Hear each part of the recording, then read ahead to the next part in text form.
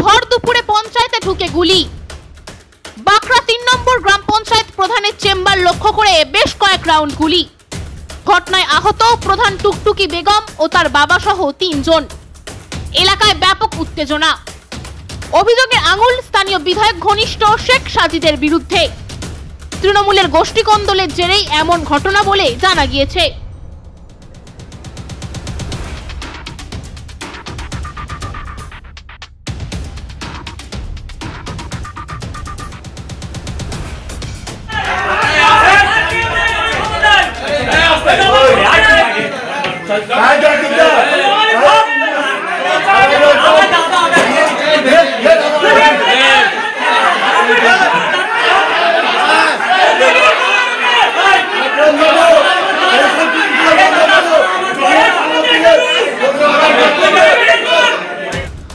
লোকসভা ভোটের মুখে হাওড়ায় শুট আউটের ঘটনায় আতঙ্কিত এলাকাবাসী। বৃহস্পতিবার বেলা 1টা নাগাদ ডোমজুড়ের বাঁকড়া ৩ নম্বর পঞ্চায়েত এলাকায় এই ঘটনা ঘটে। পুলিশ সূত্রে খবর, হাওড়ার বাঁকড়া ৩ নম্বর গ্রাম পঞ্চায়েতের ভেতর বেশ কয়েক রাউন্ড গুলি চালায় দুষ্কৃতীরা।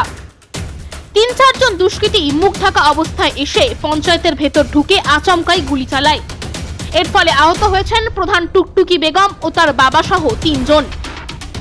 ঘটনার খবর পেয়ে পঞ্চায়েত অফিসে ছুটে আসেন বাঁকড়া ফাঁড়ির পুলিশ। আহত ব্যক্তিকে চিকিৎসার জন্য হাসপাতালে নিয়ে যাওয়া হয়েছে। গোটা ঘটনায় এলাকায় যথেষ্ট চাঞ্চল্য ছড়িয়ে পড়ে। ঘটনাতে যুক্ত ৩ জনকে আটক করেছে পুলিশ।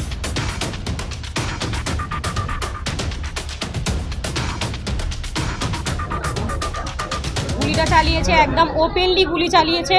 পাশের রুমে গুলি চলছে, ফায়ার হচ্ছে, মানে 7টা 8টা গুলি চলেছে। তাতে আমি ভয়ে দেখে টেবিলের নিচে ঢুকে যাই। তারা আমার ওপরে 7টা থেকে 8টা ফায়ার হয়েছে। 3টে বন্দুক, 3টে অচেনা ব্যক্তি। প্রথমে আমাদের পাশের সদস্যরা যারা ছিল তাদেরকে অ্যাটাক করেছিল। বাবাকে অ্যাটাক করেছে, কাকাকে অ্যাটাক করেছে। তার পাশে আমার গেট থেকে গেটটা না খোলাতে ওপর থেকে প্রথমে ফায়ার করেছে 2টো। বুঝতে পারিনি, তখন আমার টেবিলের তলায় ঢুকে গিয়ে ফায়ার করতে গিয়েছিল। তখন আমি ওর হাত দিয়ে বন্দুকটা কেড়ে নিই। বন্দুকটা কেড়ে নিতে আমি বন্দুকটা যখন ঘুরিয়েছি তখন ও ততক্ষণে পালিয়েছে। সবাই তখন আতঙ্কিতর মধ্যে, তাদের কিভাবে ধরা হবে।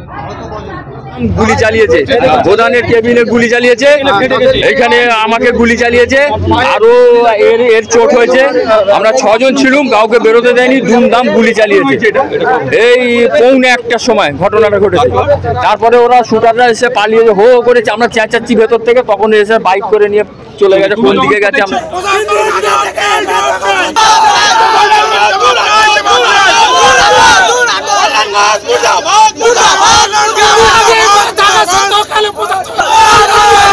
একেবারে ভর দুপুরে সরকারি যে পঞ্চায়েত অফিস, একেবারে পঞ্চায়েত অফিসের যারা কর্মী তারা কাজ করছিলেন সেই সময়, এবং পঞ্চায়েতের প্রধানও কিন্তু তার কাজকর্ম তিনি করছিলেন। একেবারে অতর্কিতে কিন্তু 3 জন দুষ্কৃতী, যেটা স্থানীয়রা জানাচ্ছেন যে একেবারে মুখে কালো কাপড় বেঁধে কিন্তু তারা পঞ্চায়েত অফিসের ভিতরে ঢোকে এবং পঞ্চায়েত প্রধানকে লক্ষ্য করে তারা কিন্তু বেশ কয়েক রাউন্ড গুলি চালায়। আর এরপর কিন্তু আতঙ্কিত হয়ে পড়ে। পঞ্চায়েত প্রধানের হাতে কিন্তু গুলি লেগেছে। এছাড়াও আহত হয়েছেন তার বাবা এবং আরও কয়েকজন পঞ্চায়েতের যে সরকারি কর্মী। এরপরে কিন্তু এই ঘটনা একেবারে ঠিক লোকসভা ভোটের মুখে একেবারে বাঁকড়াতে কিন্তু চরম আতঙ্কিত এলাকাবাসী। দিদি, কতটা আতঙ্কিত আপনি এখন এই মুহূর্তে? আতঙ্কিত তো থাকবো। এরকম দিনের বেলায় এলোপাতাড়ি গুলি চললে এটা তো সব অনেকটাই আতঙ্কিতের মধ্যে আছে। আপনি তো পুলিশে অভিযোগ করেছিলেন এর আগে যে আপনার? হ্যাঁ, অভিযোগ করেছি। প্রশাসন কিন্তু ওরা বলেছে যে ফুটেজ চেক করছে। ফুটেজ চেক করা যদি প্রশাসন ইমিডিয়েটলি, মানে আমার পঞ্চায়েতের সামনে, বাড়ির সামনে প্রশাসন দেওয়া দরকার ছিল, আমি যেটা জানি। আপনি কি বলবেন? পুলিশকে কি বলছেন? পুলিশকে কি বলবো, প্রোটেকশন দেওয়া বললো যে হ্যাঁ প্রোটেকশন দেওয়া হবে। দিদি, কতজন এসেছিল? 3 জন। না, এখনো পর্যন্ত কাউকে পড়েনি। ঘটনা বলবেন আপনি? দেখুন, প্রশাসনকে তো জানানো হয়েছে, ওরা তদন্ততে নেবেও গিয়েছে। ওরা একদম মানে ফুটেজ চেক করছে, ওরা ধরে নেবে। আশা করি ওরা ধরে নেবে, ধরতে হবে। যার নামে আপনি অভিযোগ করেছেন তাকে কি পুলিশ খুঁজছে? হ্যাঁ, অবশ্যই তাকে নিয়ে আসতে হবে, নিয়ে এসে অ্যারেস্ট করতে হবে। আমরা দেখতে চাই 2-4 দিনের মধ্যে। পাতালে যেখানে গভীরে যেখানে লুকিয়ে আছে ওকে খতিয়ে নিয়ে আসতে হবে, নিয়ে এসে অ্যারেস্ট করতে হবে। পঞ্চায়েত প্রধানের যে অফিস চেম্বার এবং তার পাশের চেম্বার, দুটো চেম্বারে ওরা গুলি চালায়। গুলির সংখ্যাটাও আমরা এখনো নির্ধারণ ফাইনালি করতে পারিনি, কিন্তু একের থেকে বেশি রাউন্ডই চালিয়েছে। এবং গুলিতে ডাইরেক্টলি কেউ আহত না হলেও সেই কাঁচ টুকরে গিয়ে একজনের প্রধান সাহেবা যিনি আছেন ওনার বাবার পায়ে লেগেছে, তাকে আমরা হাসপাতালে নিয়ে গেছি এবং ট্রিটমেন্ট চলছে। উনি আপাতত সুস্থ আছেন। বাকি তদন্তের ব্যাপারে আমরা সমস্ত দিক খতিয়ে দেখছি। ডিভিআর আমরা সিজ করেছি এবং সিসিটিভি ফুটেজ দেখে আমরা আশা করছি খুব তাড়াতাড়ি আসল দুষ্কৃতীদেরকে এবং এর পেছনে যারা সবাইকে আমরা অভিযোগ করেছিল পঞ্চায়েত প্রধান উপপ্রধান থেকে, তাদেরকে হুমকি দেওয়া হয়েছিল, মেরে দেওয়া হয়েছিল। এই অভিযোগ থানায় জানানো হয়েছিল পুলিশের কাছে। পুলিশ এটার ব্যবস্থা নিয়েছে, আশা করছি। আমি বাকিটা খতিয়ে দেখবো। এখনো পর্যন্ত 3 জনকে আটক করে তার কাছ থেকে কিছু পেয়েছেন? মানে এই মুহূর্তে এখনো মানে তদন্তের সপক্ষে কিছু পাইনি এখনো, কিন্তু আমরা চেষ্টা করে যাচ্ছি খুব তাড়াতাড়ি আমরা এখান থেকে সরে। 3 জন কারা? নামগুলো এখনই আমি বলছি না, কিন্তু তদন্তের স্বার্থে এগুলো। আচ্ছা, আল তামার রেস্টুরেন্ট এবার নিবড়াই সম্পূর্ণ শীততাপ নিয়ন্ত্রিত অত্যাধুনিক সুসজ্জিত রেস্টুরেন্ট। এখানে থাকছে অ্যারাবিয়ান মান্ডিতে বসে লাঞ্চ এবং ডিনারের সুযোগ।